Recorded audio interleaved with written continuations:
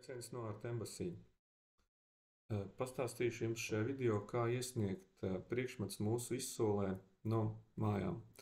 Tas jums būs lētāk, ērtāk un ātrāk nekā nesot pie mums katru priekšmetu.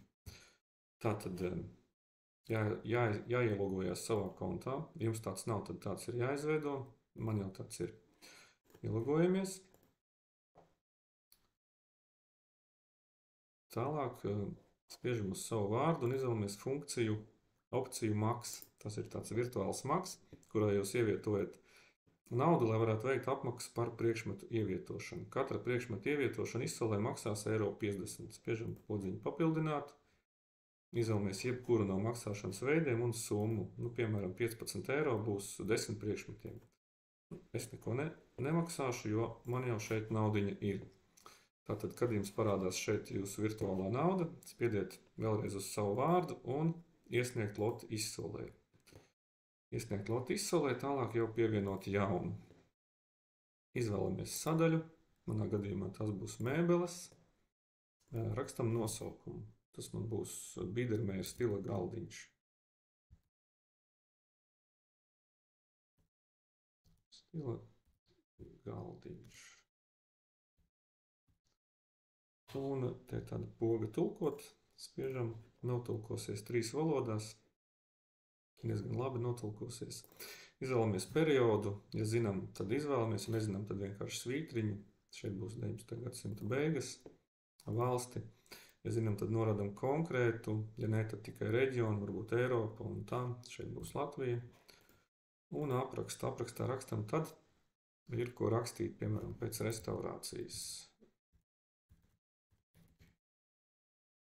Vai kādas īpašas pazīmes, vai ir zināms autors, kas ir to izgatavojis un tam līdzīgi.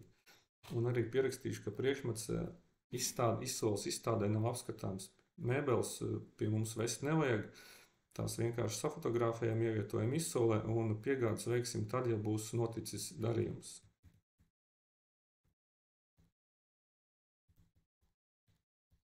Izstādē nav apskatāms. Lūk, notulkojam. Tālāk materiāls. Ja nezinām, kāds koks, te vienkārši koks. Šeit būs bērs, tāpat arī porcelāns, bronza un sudrabs un tam līdzīgi. Augstums, garums, platums izmēros. Notulkojam un sākuma cenu uzlikšu €1 šai lotei. Tālāk ir 2 varianti - saglabāt melnrakstu un iesniegt. Melnrakstu jūs varat izmantot tādā gadījumā, ja jūs gatavojat preces kādai no nākamajām izsolēm. Piemēram, Ziemassvētku izsolē kaut kādas specifiskas preces vai kādai citai. Es iesniegšu uz tekošo izsoli, kas notiek katru mēnesi. Atlicis vēl tikai pievienot fotografijas. Vismaz 3.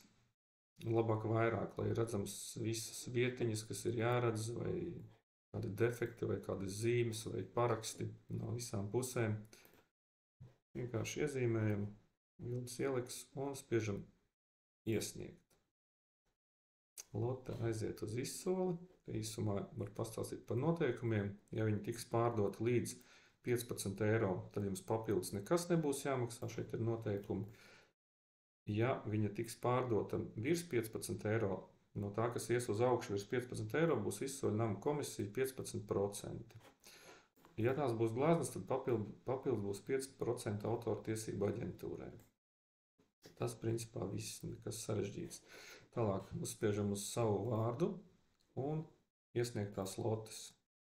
Te ir izsoles. Šeit mēs sniedzam uz septembra izsoli, uz 85. uzspiežam virsū. Tas jau ir iesniegts. Tā, šeit būs mūsu galdiņš. Katrai precei parādās šāds te artikuls. Ja tās ir preces, ko jūs vedīsiet uz izstādi, sudrabi, gleznas, porcelāni, tad šo numuriņu vajag ar nelielu uzlīmīti uzlīmēt uz katras no precēm. Tātad pie mums mēs zināsim, kas ir atvests, kas to ir atvedis, par kādu sākuma cenu un tam līdzīgi. Tātad tā. Tālāk varam sniegt nākamās preces. Paldies par uzmanību!